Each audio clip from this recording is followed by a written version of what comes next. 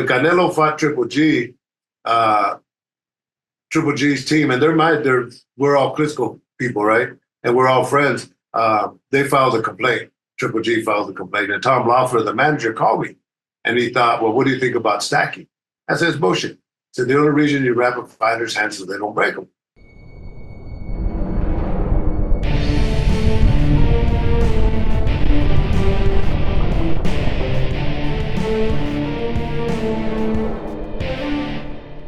How did you first get into the boxing? How did you get the combat sport bug? Well, it goes all the way back to my young youth. I always wanted to study the martial arts, and that was during the Bruce Lee era. Well, luckily, I joined the Air Force in 1972, and in '74, they stationed me in a place called Thailand, and shit, I didn't even know what Thailand was. And so my first Muay Thai fight, had friends that are already stationed there, and I liked it. And on the base, they had Taekwondo. So Taekwondo to me sounded like Thailand. What did I know? So anyway, I started with that, and then the Thai started transitioning us into a lot of the Muay Thai system, and so that's how I got started. I got back into the States, and when I left the Air Force, I lived in Oakland, and I got into boxing just to kind of improve my hands, and started working with amateur fighters at that time with Pete Ice Alvarado, and then I moved to Fairfield, up suburbs, like 40 miles away, and I had opened up a school of kickboxing, ASK, the American School of Kickboxing. Had some great fighters, and so that's how I learned how to. I was a coach, and then I was a coach. I was a manager. I promoted fights, and I also Didn't know that. Also had to learn how to be a cut man, take care of my fighters, and being a cut man kind of rose to the top. And I made the move to Las Vegas here, like almost 29 years ago. How long were you in the sport when you decided to start instructing and opening your own place? Well, just when I got into boxing at King's Gym in Oakland, I knew nothing, and I'm there, and I met Pete Alvarado. We're best of friends now, and he's the one we started training amateur fighters, and I knew shit about training. And I think one of the first fights I worked, amateur fight, I'm working the corner, and I'm working like this, just quick, and this old veteran coach comes up, and he's laughing, man. He's laughing. He says, "Hey, man, relax. A minute is a long time." Right. And that was my first education into the game of knowing the time and how to handle things and all that. So Jim McCullough, never forget. He was laughing, man. And I was just a little rookie, right? So this is in the 70s or 80s? I got out in '76, and the late '70s, I started working with amateur fighters, and we had Chapo Vargas and Gabe. We were our first Golden Glove champions out of King's Gym. Oh wow! So Nice. it became quite instrumental and part of King's Gym's history. Andre Ward trained there, all his career and all that, but Yeah. I was the one that helped King's Gym get started. For not knowing much starting off, you advanced pretty quick to get guys into the Golden Gloves or winning the Golden Gloves then. Yeah, we did. We got a couple of champions, and we're still friends now until this day. You guys are in their 50s already, and so it started that way. And then when I had my school of kickboxing, matter of fact, I just talked to Matt Weber yesterday. He's in Florida. He used to be one of my fighters, and I was supposed to be up in Orlando August 17th with Caleb Plant. His fight just got scratched the other day, but I was going to hook up with Matt, but he says how. He just helped, and I get it from other students where I help shape their careers, just by being students of ASK. And so those are nice little momentums that I get out of what I did. Right. So that's kind of interesting that you hopped in, didn't know what you're doing. Has that changed in the sport of boxing when, getting inexperienced trainers in the corners? 100%, bro. Learning through the craft, because in those days it was boxing only. There was no MMA, there was no bare knuckle fights. It was boxing only, 100%. And I was learning, and the only way to learn is by watching other guys do it. Now knowing that I'm a veteran, a lot of things that I saw were wrong. But I remember there was a boxing event in Richmond, California, and I went to go see the fights, and Bo Crusher Smith fought Marvis Frazier, Joe Frazier's son. And this guy did a good job on cuts in one of the earlier fights. And I said, hey, man, I'm trying to learn to be a cut man. Can you tell me what you did? He says, fuck you. I'm taking this to my grave and you got to learn like me. And he walked away. But that was the mentality of boxing at that time. I said, I'm never going to be like this guy, man. My job is to go out there and teach and protect these fighters. And I've been doing that ever since, just by nature, because growing up as farm workers, my parents always helped other farm workers, get jobs and, get housing and all that. So my parents have always been giving, and that's just our nature. And when I saw this guy did that to me, I said, nah, never going to be like him. Now I go back with Andre Ward, he's undisputed champion. We're fighting in Oakland and I've done this interview hundreds of times. I've never once mentioned his name. So I go back and now he forgot about it. Him and his son now want to take a picture with me because now I'm in the movies and this and that. And I put my arms around him. I said, all right, you piece of shit. Thank you for being you, because that's, I never wanted to be like you. So right. Yeah, that was you turn a negative into a positive. Yeah, there you go. So then a lot of the education that you're talking about is on the job and figuring it out on your own. And that was back then. So today with guys like you, are you seeing an improvement or is it still at a point where it needs a lot of improvement to fix what's broken?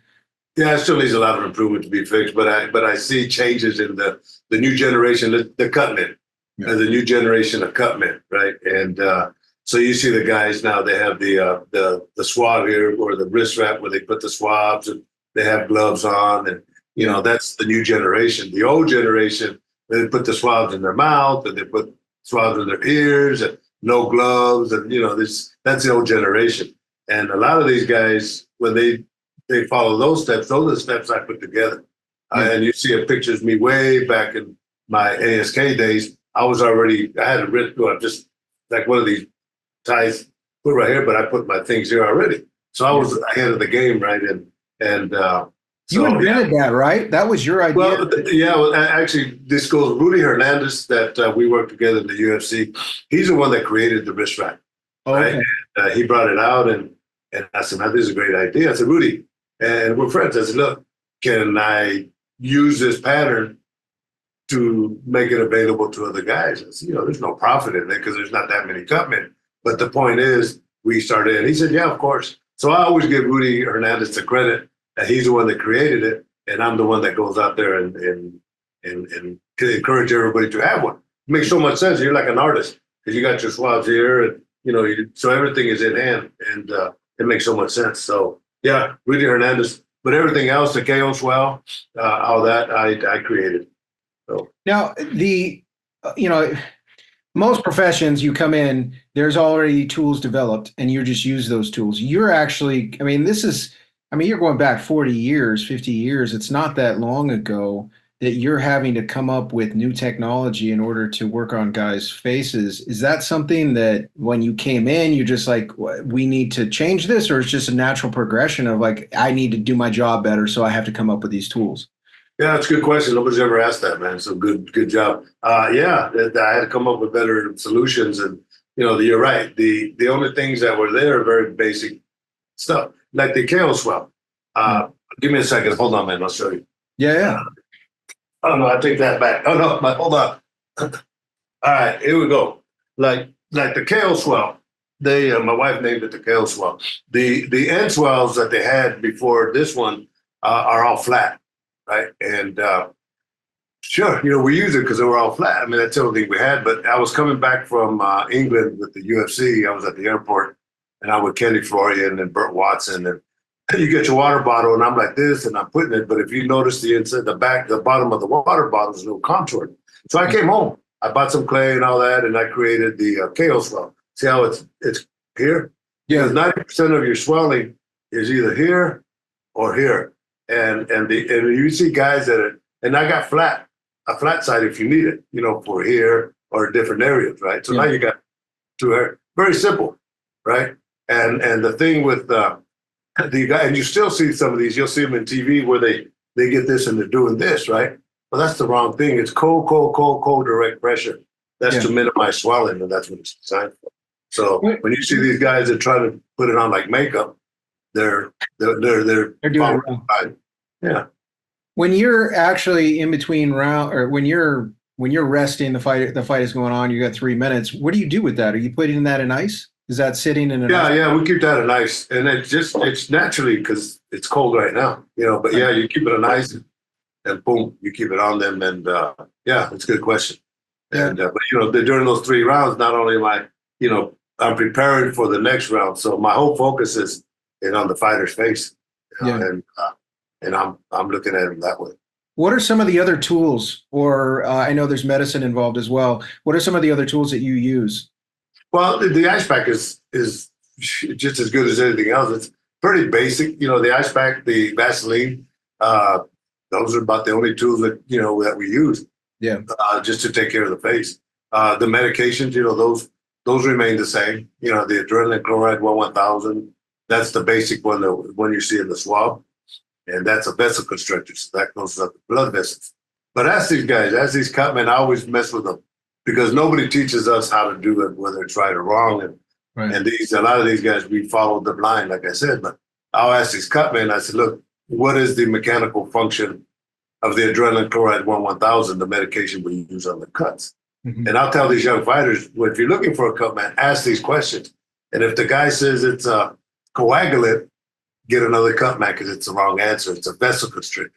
So it closes up the vessel. So when you see me work on a cut, I'll squeeze it. And it's very basic logic, right? I'll squeeze it and I'll get the blood out of those little veins there. And so when I put the swab, it absorbs into the vein and starts closing. Very basic. So the guy tells you it's coagulant, get another cut man. If he puts a swab here or here and no gloves, get another cut man. That's old school. And that was the blind leading the blind. And so now I just because people ask me these questions all the time. Everybody wants to be a cut man now. So I've done seminars. People ask me about seminars all the time, and I've done them, but it's very, very hard to coordinate because of the schedule I have. So I just put out a video about a month ago at stitchduran.com. It's called Giving the Fighter One More Round. And it's basically to show you how to wrap hands for boxing, how to wrap hands for MMA, how to work on swelling, the medications, everything that you need to know to be a cut man or to take care of your fighter. It's in the video, and it's only $50. Well, it's not even to make money. It's for you to learn to take care of these fighters. And if you want to just learn how to wrap hands for, let's say, MMA, you can rent it for $10, for I think like 2 weeks. So you can study the tape for 2 weeks and learn the basic foundations of how to wrap hands. So that's how I want to do. That's the new future now of educating. Being able to share your information. Yeah. So yeah, go to stitchduran.com and pick up the video, and you don't even have to be a cut man. It's for you to understand as a trainer. All trainers and cut men should see this video because it includes you in one way or the other. Right. So, and bottom line is take care of these fighters. Oh, 100%, 100%. The actual medication, the adrenaline, how do you get access to that? Is that something that you have to be licensed to get? Is it prescription? Yeah, it's by prescription. Extremely hard to get. And it's only given to guys that are, that have already gone through their courses and have already. Yeah, it's extremely hard to get. So there's been companies that come to me with different products, and I've tried them and so. There's this other one that's called Quick Aid, and you can find that at Cutman for Hire Supplies. Quick Aid is a 2x2 gauze pad, and it's 100% natural, so it doesn't require a prescription, right? Mm-hmm. And it's made out of a seaweed base, and when you put it on the cut, it dehydrates the blood. So they come in 2x2s, and I tell the guys, cut them in half. That way you get 2 for the price of one. And you just for 45 seconds. So that I've included into the knowledge of and everybody should have it. Should have it in the gyms, just in case you get a cut or something like that. And but yeah, it's called Quick Aid with a QWICK. So they came to me, and I tried it in the UFC, and it worked at UFC. It works everywhere, Oh, so there you go. So that's available, at Cutman for Hire Supplies. Okay. What you're doing in terms of education, creating videos, having conversations like that, like this, to me, that's something the commissions should be taking the lead on. Obviously, you have integrity. You care about the sport. You care about the fighters, and so you want to distribute your information the best way you know how. Um, do you see any movement with the commissions in any state on regulating cutmen, especially the cutmen? I mean, obviously, every position in that corner during a fight is important because of the fighter that the fighters are putting their lives on the line. And so there should be a certain base level of education. Are you seeing any movement at all within the commissions? That's a good question, very good question, and not as much as you would want, but I've done. As a matter of fact, my daughter's in. She's coming. She came home last night from Louisville, Kentucky. She got invited to the Association of Boxing Commission convention, and she spoke about the head damage, CTEs, and all that because she's working with the foundation on educating fighters and trainers and all that on dementia and the danger, long-term damages. But the same with me on wrapping hands when like stacking. See, there's so many myths in stacking or in boxing that a lot of them are just bullshit, right? Yeah. So when Canelo fought Triple G's team, and we're all Klitschko people, right? And we're all friends. They filed a complaint. Triple G filed a complaint, and Tom Loeffler, the manager, called me, and he thought, "Well, what do you think about stacking?" I said, "It's bullshit." So the only reason you wrap a fighter's hands so they don't break them. As long as the rule says, the tape has to be 1 inch away from the knuckles down, as long as you apply that same rule, you use the same amount of gauze, same amount of tape. So anyway, the head athletic commissioner here called me, Bob Bennett, and he asked me the same question. I said, it's bullshit. So I met with him the following day. I wrapped his hands conventional way. I wrapped his hands stacking, and he didn't feel that much of a difference. I said, there's not. It's all bullshit. So the next day, he brought in a hand specialist, a doctor. And I did the same thing. And he didn't feel no difference. I said, there's not. So in that, they allow stacking in Nevada. And because bottom line is protecting the fighter's hands. Everybody has a different technique, but like I say, if you got the same amount of gauze, same amount of tape, what are you scared of? I know one guy at Triple G's team says, wow, it feels like a cast. I said, man, you know how many times I wrap the fighter's hand and they say, man, this feels like a cast. That's what you're supposed to create. Right. You have to take care of them mentally. So, even California, I help, with some of them. New York, so they're slowly but surely, but not as much as they can. And unfortunately, there's a lot of commission members that are behind the scene that in the dressing rooms and work in the corners and all that know nothing. And I'll put them in check. I'll ask them questions, why? Good.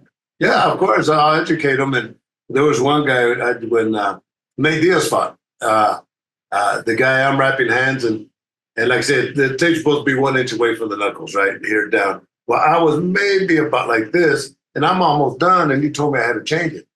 So I said, all right, I changed it. But then I asked him, I said, look, let me ask you this. If you were looking, why didn't you mention this when I first put that tape? Good question, good question. So he sent me a thank you card, a thank you, a message, because I put him in check, but I educated him, and so, yeah. Yeah, just because you're good, bro, don't mean you're good. Yeah. For those guys, for guys that are just getting in the sport, young kids who are thinking about being boxers or want to be pros or amateurs or pros, what is stacking? Stacking is when you start off with gauze. See, and normally the non-stacking, you do apply the gauze, the whole roll, and then you start putting tape. Well, stacking is you'll apply gauze, then you put tape, then you put gauze over it. Then you put tape, then you put gauze. That's stacking. All right. Okay. And, but like I say, everybody has a different preference. I've done them both, and it's all fighter's choice. So it's illegal. Is there a limitation on how much tape you can put? Well, for the most part, I think it's like 15 yards of gauze, 10 yards of tape. But the thing about it is, and that's a good question because a lot of us are. A lot of guys don't know what they're doing. And sometimes too much is as bad as not enough. And, 15 yards of gauze and 10 yards of tape is sufficient, But yeah, some guys I see abortions in the dressing rooms all the time. Yeah. It's horrible. And it's not fair to these fighters. And you're seeing it from the commission not regulating, and then you're also seeing it from trainers or cutmen who just don't know how to wrap hands? Well, yeah, from both aspects. I look at it in all aspects. And like I say, the commissions are there to regulate. and yeah, they all need to be educated a little bit more behind the scenes, what goes on. What are Because, some of the mistakes that you see when it comes to rapping? oh God, it's too loose, too tight.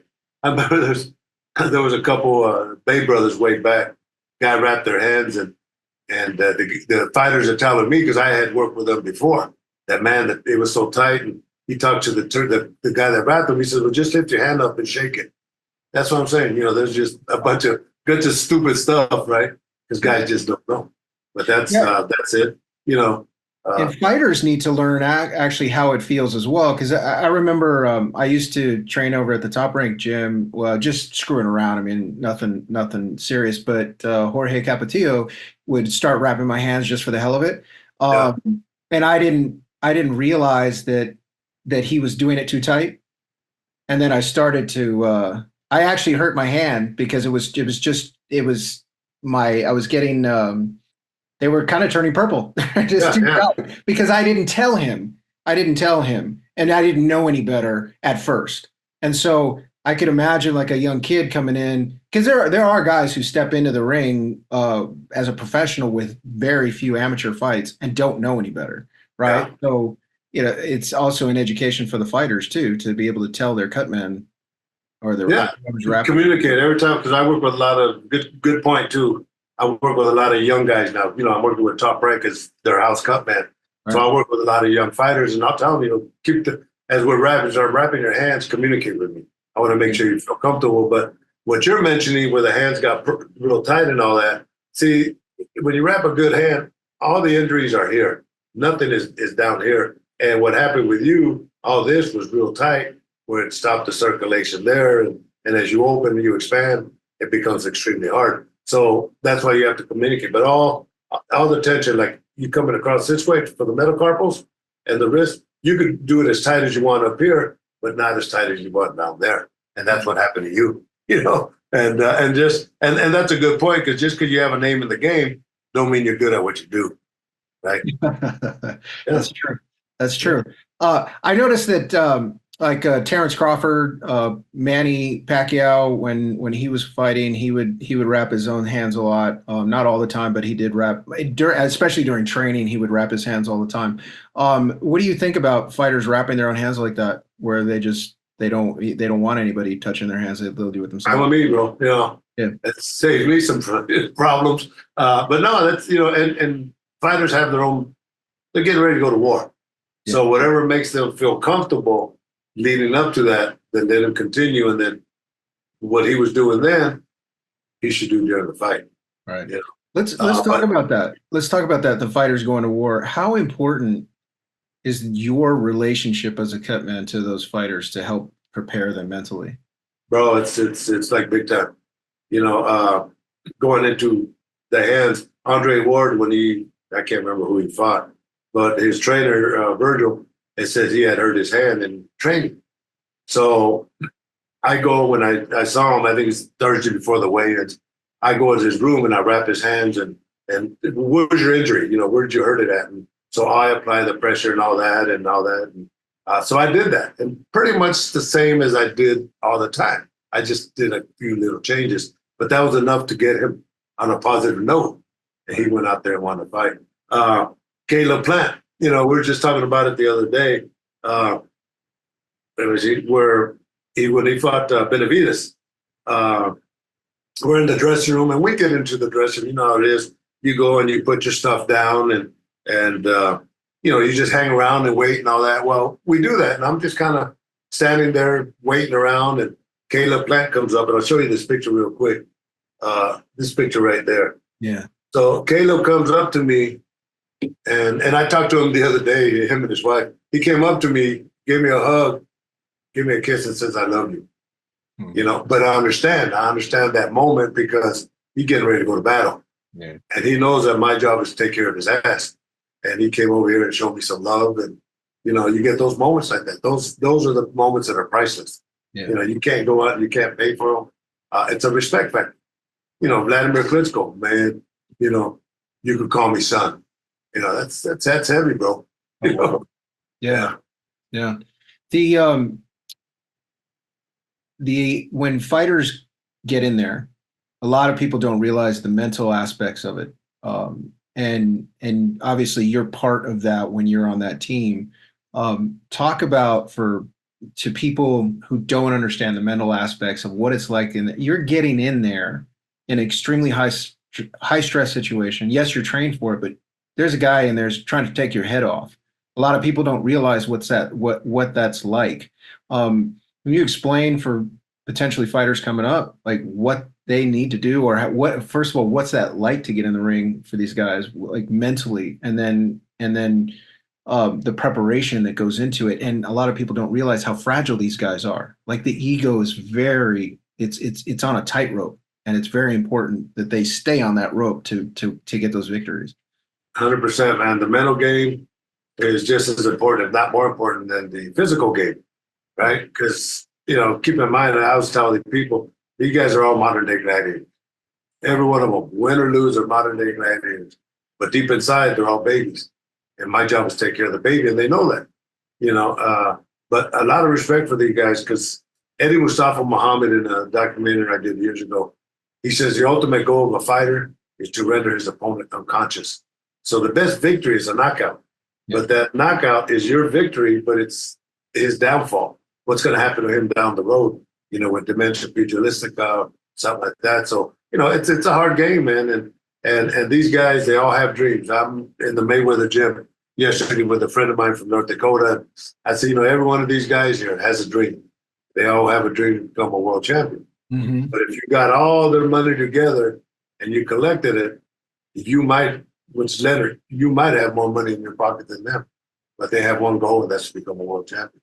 So it's a hurt business, bro. And and these guys, you're talking about the mental game. I've wrapped hands, guys start crying, because it's that first step. Frank Mir from the UFC said it best. He says, when I see Stitch walking into the dressing room, my stomach drops because I know it's time to fight, and it's a hell of a story, man. It's true. Yeah. No matter how much preparation, no matter how much training they have, they still have that moment. It's a stage fright, I guess. Yeah, of course. Well, they know it's that one step next to going to battle. Yeah. Yeah. Yeah.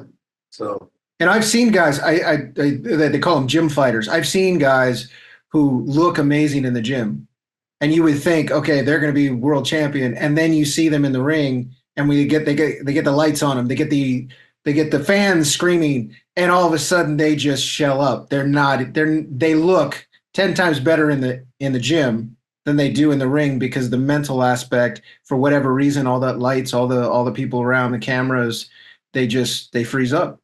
And I tell everybody, everybody that walks in the ring can fight. That's what they're doing. But it's that mental game right there that'll take you above the other guy, and that's so the mental game is extremely, extremely strong. When it comes to the actual fights themselves, and you're in the corner and you're working on guys, what are some of the aspects that you're looking for, or some of the signs that you're looking for when you're taking care of a fighter, in terms of their health, in terms of making sure that they walk out of there alive and healthy? Body language. Body language tells you everything. The eyes tell you everything. Talking about it last night also, Andre Duran, when he fought Jose Esqueregi. And Andre's taking the kind of shots that I call them long-term damage shots. They come in here, they come out just taking solid shots. And I'm looking at the doctors, and the doctors are talking, and I don't know what they're talking about, but I go into the ring and I'm starting to working on Andre, and I said, look, the doctors are thinking of stopping the fight. They want to continue. He says, small no. I said, stop. And the Virgil Hunter and the grandfather with the coach, one more round. I said, nope. As long as he said no, I'm not going to let him go out. And people didn't know what he was, but the next day, about 8 a.m, him and his wife called me and they thanked me for stopping the fight, because he says, I had nothing in me. I saw, actually when Benavidez fought, when I worked with Benavidez 2-3 weeks ago, I saw him. Andre Duran, seen him since then, bro. I saw him, he comes upstairs, man, I love you, man. I said, look, because of you, I got a good job, man. I'm healthy and everything. Thank you. Wow. Well, give me chills just telling you about it right now. Yeah. Those are the priceless moments. Yeah. Yeah, because you have their life in your hand. 100%. Yeah, I have, I have wives, I have fathers, I have mothers, I have girlfriends. They come and thank me, thank me. I say, yeah, of course, that's what we do. So when it comes to the rules of boxing, you have the right to stop the fight. Does anybody else have the right? I mean, in terms of the corner, or is it just it's Yeah, your no, responsibility? no, no. You know what? If you see damage, call it. And you can't you can't be brave for the fighter. You have to take care of him. Right. And so no, anybody can stop the fight, and you have to. In this situation, you have to let the doctor know. The doctor will let the referee know, the commission know. Yeah. You just can't go in the ring anymore or throw the towel in. Those are old things because anybody can throw a towel in, right? Your opponent, or a guy, your opponent could, he could send a guy in your corner. He has a towel, he throws it in, and you lose the fight because the guy screwed up. Yeah. So I even there's so many things that should be taught outside the ring, but they're not. And so fighters, trainers, you're learning on the job. A lot of the trainers and a lot of cut men are learning on the job. Yeah. I have seen top level guys who are now top level trainers learning on the job, making mistakes that cost fighters long term damage. How can you avoid this learning on the job? Because I've seen, like you said, you can't you as a trainer, as a cut man, you can't push the fighter. You can't you're not going to be in there fighting. Right. So you're not taking those damage, you're not taking those punches, but you have to be able to know when to stop that fight. And a lot of trainers don't. A lot of cut men don't know when to stop the fight. And I've seen fighters who are damaged permanently because they weren't stopped in a particular fight. Is there anything in boxing? Is there anything that is addressing these issues when it comes to trainers, cut men learning how to do this stuff before they're actually on the job, having to face these decisions in real time? Because eventually they learn. Like I said, I've seen top trainers who, when they were young, make those mistakes, and now they don't. But it cost fighters long-term damage. Well, I've seen top trainers still mess up, and the thing about it, you're 100% right, is education, and Mike Tyson said it best. Mike Tyson says, fighters make trainers. If you're going to be good, you're going to be good because, if you were Mike Tyson's coach, you became good because Mike Tyson was winning, and those type of things. So, but that was a true statement, is fighters make coaches, but now there's a lot of guys that are looking at what are the best probabilities for protecting our fighter. That's the new generation of fighters coming in that, I help develop, these guys and educate them, knowing that there's a lot more to working with these guys than just doing hand pads and wrapping hands and bullshit. One thing I always say in this game is the only thing that counts is the truth. You can't go out there and bullshit somebody, a fighter, and he's getting his butt whooped and he's hurt and he's on the negative and you're trying, yeah, no, you got him, he's tired. The old he's tired thing, that's horrible. Right, right. Yeah. Well, I don't want to call. I want to use an example real time so people can realize what decisions are being made and mistakes that are made. So, the Tim Tszyu fight, when he split open his head, to me that looked like they should have stopped the fight, especially when the broadcasters were talking about the fact that if he would have stopped the fight at that moment, they would have gone to the cards, he would have won, and it would have been a much different result. But he took 12 rounds of damage, and they never stopped that cut. Horrible. One, could they have stopped it? Was it just a bad cut man? Or? That's, you're a good point. You look at probabilities, best case scenarios. Right. That was the worst case scenario. And I mentioned it with friends yesterday, is the whole team screwed up. The whole team. And I know because I've worked on those cuts before. It's that big vein we have right there, which will continue. Well, he popped a big vein. Might not be this one, but it's just as big. He popped that vein up there. I think it was an elbow he ran into it with his head. But you're not going to stop him because there's too much blood flow going through. And like say the adrenaline, when you clean up the capillaries, you put that in and they'll absorb into the vein and they'll close it. When it's too much blood coming out, where it won't let it absorb into it. So it's going to bleed. And so the best probability at that point, what they should have done, like I say, the whole team screwed up. They should have, because it was before the start of the fifth round. Anything before that becomes a no contest. Yeah. So he already had a negative because he had Fundura that came in 10 days before the fight. That's 6'6". He didn't prepare for a guy 6'6", right? So that was a negative right there. And then he got that cut. Yeah, they should have. The whole team should have stopped it. And as a matter of fact, I did a show last week here in Vegas, and I'm talking to the doctor, and he said, "Yeah, somebody said that you said that the doctor should have stopped the fight." And I, oh, yeah, so, well, first of all, it should have been the team, that took the journey to stop the fight, because he was saying, anyway, I think I kind of embarrassed him a little bit, Yeah. It would have been a good time to stop the fight and take that disadvantage. So he ended up losing the fight, ended up losing his world title, and ended up the probability of a rematch.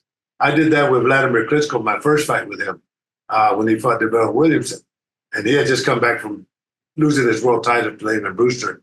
And so it was me and Emmanuel Stewart, and he gets a cut, that one cut right there. And I've worked with those with Forrest Griffin, with other guys in the UFC, and they're extremely, extremely hard to stop. Jay Aron, bloodiest fight I ever worked was Jay Aron. So when the doctor came, I always look at scores. I try to read the scores, who's winning, who's losing. That's one of the things I keep in my mental mind. And at that point, I knew that Vladimir had won the first 3 rounds. Didn't look great, but he won the first 3 rounds. And on the 4th round, he gets dropped. And not serious, but he got dropped. So I look at it still 3 rounds to 2. So when he got that unintentional headbutt, then when the doctor came, because I told him in Vitaly, I said, and Emmanuel Stewart's here, so he didn't hear it. I said, look, you got a back cut, you're winning the fight, I'm going to have the doctor stop the fight. So when the doctor came in, and I've worked with her, Dr. Goodman, many, many, many times, she said, Stitch, what do you think? And I kind of went like this, I opened the cut, I said, yeah, it's pretty bad. She stopped the fight, it went to the scorecards, he won and became world champion for 8 years. And Jay Nady, a couple shows down the road, he comes up to me and says, Stitch, come here, man. Did you do what I thought you did? He was a referee. Did you do what I thought you did? Did you open up that cut in front of Dr. Goodman? I said, I did. She said, that was ingenious. But that's knowing the game, bro. That's taking advantage of the situations, and that's what they should have done with Tim Tszyu. Yeah. And unfortunately, it was sad. And everybody brings that fight up all the time. So let's see what he does for his next fight. Right. Yeah, because he lost out on a big payday if he would have his title, potentially fighting Crawford, and that went away. So it cost them. So as a fighter, when you're getting in the game, or even in the game for a little bit, and you're depending on your amateur coach and amateur cutman to take you into the pros, and it's time to make the change to step up to professional trainer, professional cutman, what are you looking for? How do you make the right decision when it comes to a cutman? Well, the cutman, for a cutman, you're saying? Yeah. I always educate these young guys. I tell you, I said, look, if you're looking for the cutman, ask him what the adrenaline chloride does. Yeah. If he tells you it's a coagulate, get another cutman, because he don't know shit. Yeah. If you put the swabs here, and no gloves, get another cutman. That's old school. He doesn't know what he's doing because he's following the blind. So I always ask the young kids. I always ask them, if you're looking for a cutman, these are the things you got to look for. But even as a trainer, you look at a trainer and what's a trainer going to do for me? And every trainer is different. Every trainer has a different philosophy, and I look at it, and I'm at the Mayweather gym and I see this guy doing the pads, like Floyd Mayweather or Roger used to do with Floyd. Just real quick, and I said, yeah, it was good for Floyd because that's his style. Anybody else is bullshit. But these guys want to, they want to look like they know what they're doing, but in reality, it's not benefiting the fighter outside of going faster. See what I'm saying? So you don't work on techniques. Okay, what happens here? Well, slip, pump, what happens here? It's all just, boom, boom, boom, boom. Yeah, so it looked great, but now it's not beneficial. As an overall, the sport itself is I mean, you're talking billions of dollars generated from the sport annually. And then you look at this feeder system of kids who, kids, young men, who most of them are not signed. A very small percentage of the fighters are signed. Most of these guys will never see their dream of becoming world champion. Yet the gyms, if any of the gyms, I mean, you always go to the gyms, you see they're packed. There's a ton of fighters in there and all have dreams to be able to get there. And there's plenty of money and plenty of headroom.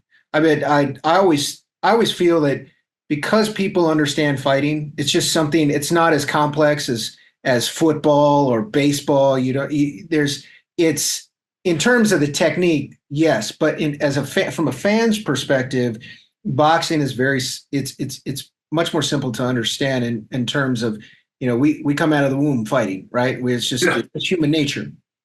And and so I feel that the sport has massive potential in terms of its revenue being able to generate. I mean, you look at tennis, which is, I believe, the number one individual sport in the world and number three overall in terms of money generated. It's a one-on-one sport. I mean, boxing's easier to understand than tennis. So there's a ton of room there. There's a ton of potential. There's a lot of guys who want to fight that don't get that opportunity. This is the take a big step back, look at it from above. What do you feel after all the 50 plus years in the game here? What do you feel can be done to actually proliferate the sport from whether it be from a cutman perspective or just an overall perspective of the sport of boxing? How do we grow this thing? How do we make it more successful so that all these guys you see in the gym can start generating revenue and make money and make a living doing this? Yeah, not everybody's gonna make a living off of it. Yeah. As Doc Brodus, I put a film together 23 years ago called Boxing Bagger, and it deals with all the stuff fighters go through, and everybody I interviewed are all legends. I haven't seen this film in over 20 years. I saw because the young kid that helped me passed away, but I looked at this, and everybody there are all Hall of Famers, and they all had solutions to taxes, to everything, dehydration, to punch drunk syndrome, to management, to everything. They talked about it, and nothing till this point, nothing's ever been done. Fighters, unfortunately, are not educated to the point of what are they going to do with their career? How do I advance my career? Sponsorship. Guys don't know about sponsorship. They don't know how to create money off of what they do. But there's people on the side now that are starting to make, like my daughter, going up to the ABC and talking about brain damage and stuff like that, to the doctors and to the commission.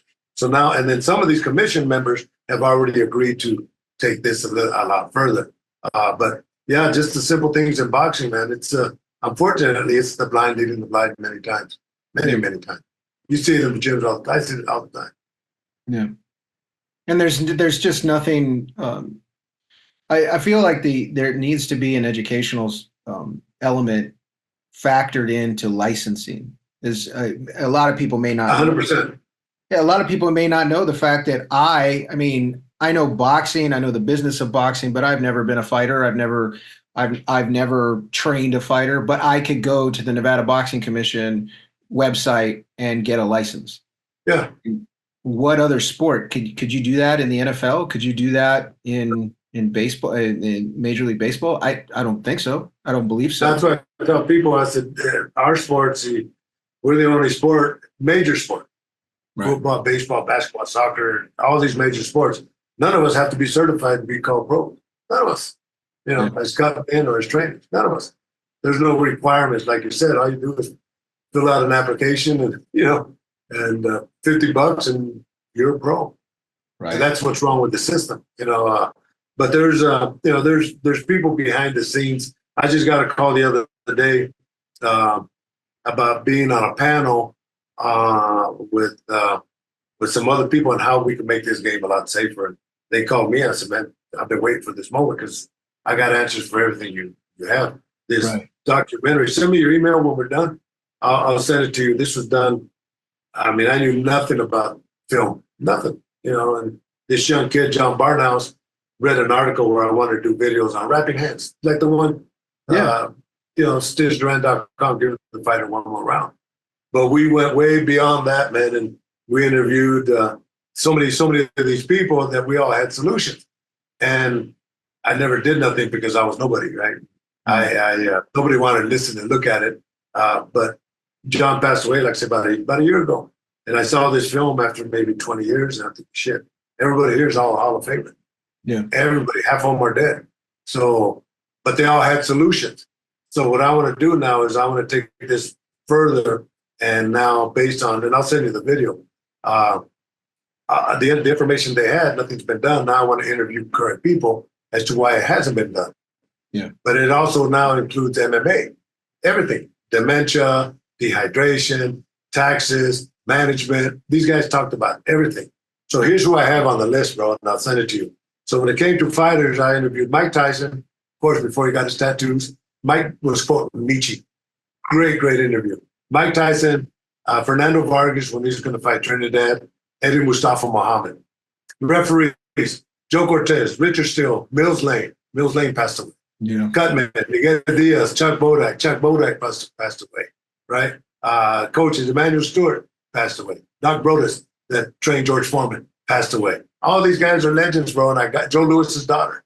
You know, the film ends with Joe Lewis's daughter saying, every major sport has a pension plan, has an insurance plan. Why not boxing? Why not boxing? And that's the way the film ended. Pretty badass. It's called Boxer's Nightmare. And I'm going to leave those because it was raw. Man, we did it on a zero budget. Young kid, just graduated from AFI. I knew nothing about it, but we got interviews that nobody has ever gotten. And this is really the Bible that you need to follow for what these guys are saying to make this game a lot better. Well, if you need any help doing a follow-up, let me know. I got the research. But no, take a look at it and let's have another interview and let's talk about these issues. Yeah. And but it's powerful, bro. I mean, not to say, this and now. It's the shit I got off of these guys was phenomenal. Mike Tyson, I asked Mike, I said, what should we do to take care of these young guys that have nothing? And Mike says, look, guys like me, Holyfield, Lennox Lewis, Oscar De La Hoya, when we fight, get some of our percentage, just give it to these guys. We don't need it. We're taking care of them. Right. But let's take care of these guys. Very simple solution, right? Mark Ratner, that used to be the executive producer for the Nevada State Athletic Commission, now he's UFC vice president of the UFC. He says the money comes from the pay-per-view. Let's say $1 for every pay-per-view. If let's say you're top ranked, and they say, you know what? Yeah, we just got $1 million or a million pay-per-views with Terrence Crawford fighting, Constantine. Well, shit, $1 of that's $1 million you put into the pension plan, insurance plan. Very simple. I was talking to, I did an interview today, Misha Tate, worked with her many, many times in the UFC, where her husband, John, we were talking. And he says, yeah, I broke my hand in training, but I had no money. And he showed me a big old lump. Like, we got the lump. There's the metacarpals, right? But he has a big old lump, kind of like right there. He says, I couldn't go to the doctor. But if there was an insurance plan for everybody that you have to become a member of, you got to get a license as a fighter. But let's say you break your hand or you get cut in sparring or whatever, then you could go to the doctor and say, okay, I'm part of the ABC, Association of Boxing Commission pension plan or insurance plan. They'll pay for the cost. Very simple, That's insane to me. I mean, obviously the medical stuff and having a pension plan and stuff like that, that's extremely important. For me, the fact that if you're a fighter training for a fight and your payday is based on the fact that you get in the ring on that date at that time that you're supposed to, and if you don't make it because you injure yourself and you need to go to the doctor, there's no money available for you to actually do that. That's a crazy. Right. I think a lot of kids need to realize that when it comes to this sport, you pay 100% of everything. And it doesn't matter if it comes out of your pocket in advance at some point, whether it be with a manager, the promoter, those bonuses that you're getting up front when you get signed, all of that is coming out of your pocket eventually. Yeah. Yeah. And I always tell, I try to educate these young guys and I've done this in the videos. And I said, look, if you're looking for a manager, see, these managers, in fact, it's in the Boxer's Nightmare, Rolando Ariano, Fernando Vargas says, manager mentioned it. He goes, if you're looking for a manager, see, you could contract the manager from 1% to 33 and a third percent maximum. Yeah. But these fighters don't know that 33 and a third percent is maximum. Well, a lot of these managers will sign you up to a third of your income. And like Rolando Arellano says in the film, he said, if the manager is paying for your rent, for your car, for your food, he's taking care of you to where you can make money down the road and he gets compensated. 33 and a third percent is fair, right? Because he's investing in you. But if all he's doing is making phone calls and all that, he should be qualified as an agent for 10 or maybe maximum 15%. But young kids don't know that and they're stuck into long-term contracts. And we could even through this program is have a pro bono attorneys, that would go over contracts. No boxing. Yeah, exactly. And there's plenty that are willing to come on board. So you get a whole umbrella of people that specialize in their own categories, and you make it available to, let's say you want to know about how am I going to pay my taxes? Well, go to him, or, what kind of contract? This is the contract that this guy sent me. What do you think? And education, bro, that's unfortunately, because a majority when I did this film 23 years ago, I sent out a bunch of questionnaires, and a majority of these fighters have less than a high school diploma, right? And a majority of these fighters, when it comes to making an annual income, make less than the poverty level. A majority of it. So there's no money in the game, right? And so those are the things that you try to educate, that we need to educate. It's embarrassing, Even these guys that are making all this money, that have all these diamonds and gold and all that shit, they need to know how to invest their money. You lose money as soon as you walk out the store with all these diamonds, and invest it, put it in money that's going to be long term. Right, so, and preparation for those big paydays when they go away. There's a lot of guys that are spending at a lifestyle that is on par with what they're generating, and then all of a sudden that money, those, like look at Manny Pacquiao. I mean, at his height, he was 25 million, and then actually no, it's higher than that. When he fought Floyd, it was 150 million. Those are massive paydays, and those are life-changing paydays. At the same time, when you spend a ton of money, you have Manny doesn't live this lifestyle, but like a Floyd who's got hundreds of cars, and you're living that lifestyle, which is okay when you're generating that kind of money. But what do you do when you're done? When you're not getting those big paydays anymore, and all of a sudden that stops. You need to be prepared. And a lot of fighters, because they're young. I mean, if I had that kind of money at 21, I probably would have done the same thing. Would have went out and bought houses and cars, and had a good time. But that goes away.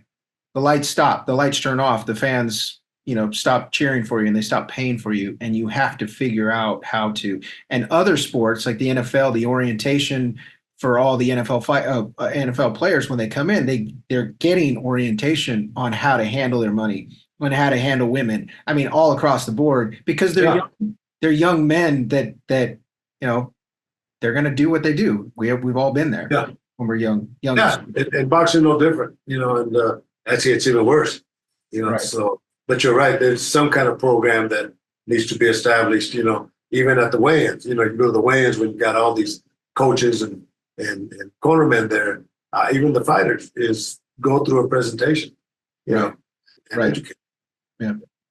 Well, in wrapping this up, I want to hit you up in one more question. What do you feel would be the best advice? You have a young kid, 20-year-old coming to you, just about to turn pro. What would you tell him about the sport of boxing and what he needs to prepare for?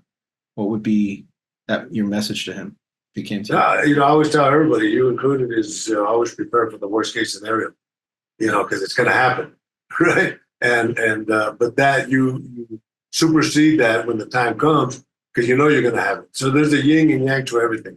And unfortunately, one way or the other, you're going to have that negativity, and you're going to have to learn how to surpass that, But I always tell them, number one, if you do it for the money in your early stages, if you do it for the money, you do it for the wrong reasons, because you got to have a passion for what you do. It's a hurt business, man. In this film, I interviewed Mike and I said, Mike, every fighter has that one little thing that nobody has. What's that one little thing? And he answered it well. He says, well, you got to get about the first part. You got to get your body in 100% physical condition because your body tells your mind what to do. Strong point. But the point that I liked is he says, take the pain. You have to take the pain. And as I left, I'm thinking, I said, wow, what a statement, because it goes beyond that. You take a pain in training, you take a pain in your fights, you take a pain with your family, you take a pain financially, you take a pain long-term damage. That's the hell of a statement, Yeah. So that's why I try to tell these young guys, do it for the love of the game, man, because not everybody is going to get up to the top. That Doc Broder says 1% of the fighters make 99% of the money. And that's probably true. Yeah. So, yeah, it's a hurt business, man. We got to take care of them. Yeah, that's true. That's true. That's what you're there for. Yeah. Yeah. Well, I appreciate your time. I really do.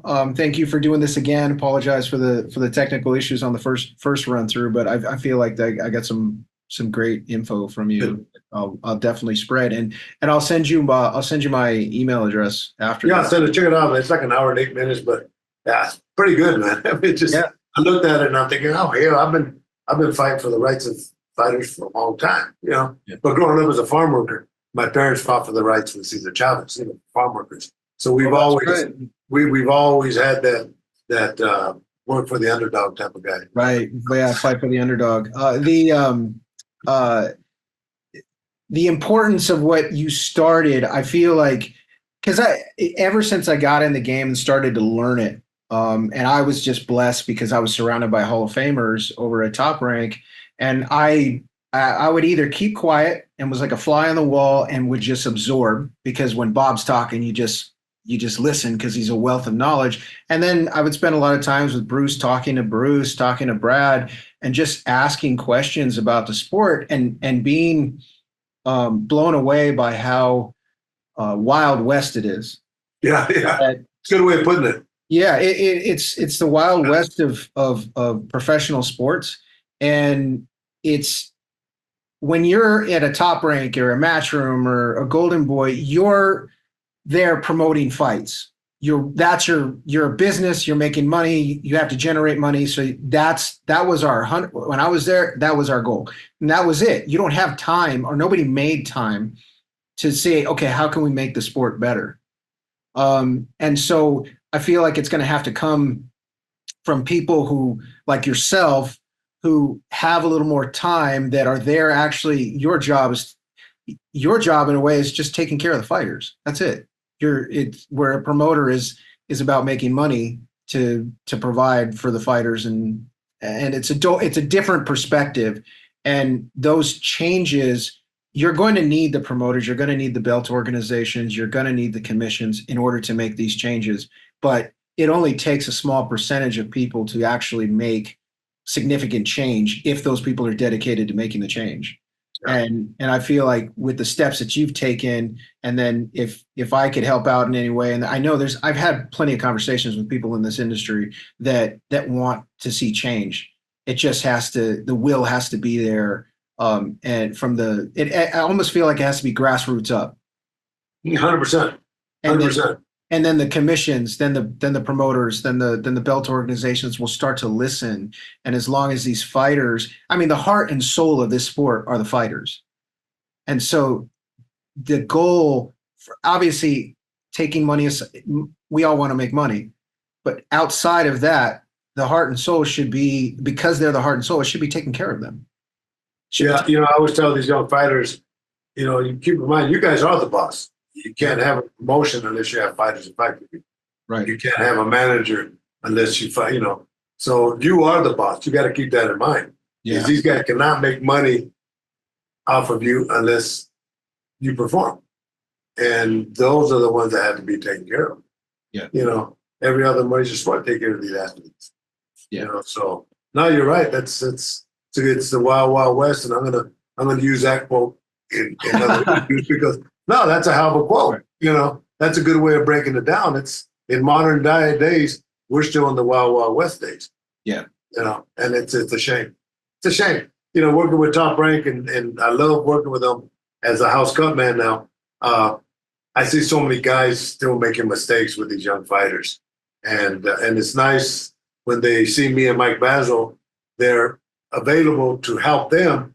And they go, no, I'll wrap the guy's hands, and they, no, Stitch, can you wrap their hands? But it gives them the idea of this is the way it should be. So through that process of working with Top Rank and working with these young fighters, they see that there is a professional way of taking care of these guys, and we show it. With this Boxer's Nightmare that I'll send you, I gave it to Aladdin. Aladdin's the director for the ESPN fights that Top Rank has. And he went home, he watched it back to back. He said, man, I saw it and I had to see it again because I'm gonna present it to Mike, the producer for ESPN, and I would love to get it on ESPN. Just as not as to make money, as an educational vehicle, so that these guys can realize, shit, we got to make changes, and let's start off. That would be amazing because with ESPN's platform, the millions of people that can see that video. Yeah, and I also have, they're finishing up a documentary on my life called From the Fields to the Garden, and Michael B. Jordan, is one of the guys we interviewed, but his people are more than happy to help us take my documentary to Amazon. But Boxer's Nightmare, do I want to see it at Amazon? It's a lot more views, but I want to target the people that are in boxing. So would ESPN be better for me? See, better for the game. So I got to look at those avenues. And but one way or the other, it's going to be out there, bro. Boxer's Nightmare. Maybe I'll call it 23 years later, because shit hasn't happened. No, it hasn't, and it needs to. It really needs to. Definitely send me the video, and like I said, if there's anything I can do to help, let me know. Yeah, of course. No, we're gonna create a mountain, man. Right. And it's gonna be some changes. And like Joe Lewis's daughter says, every major sport has it. Why not boxing? Why not boxing? Yeah. So that's how we end the film. Good. All right. Yeah, and you'll freak out on Mike. Mike gave me some good stuff, man. They all did. They were all great, man. But I treasure Mike's moments because he gave in. Right. Mike is such an intelligent guy. Like back in the day when he was just crazy Mike or Iron Mike, you couldn't tell. But now that he's older, I mean, you spent time with him. But as a fan I've met him a couple times when I was with Top Rank. But really to watch him speak now, he's an extremely intelligent man. Yeah, how many guys quote Nietzsche? Right. I don't even know how to spell it. When Nietzsche says, this and that. When you fight a monster, you become all kinds of crazy stuff. So you'll see it. And then let's hook up again and let's talk about Boxer's Nightmare. Okay, sounds good. I appreciate it. All right, my man. See you soon. All right. Keep it up. Thanks. Bye bye. Thank you.